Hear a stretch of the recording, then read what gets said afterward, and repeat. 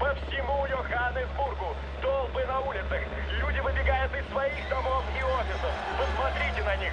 Все взгляды устремлены в небо в этот судьбоносный день. Это потрясающее зрелище.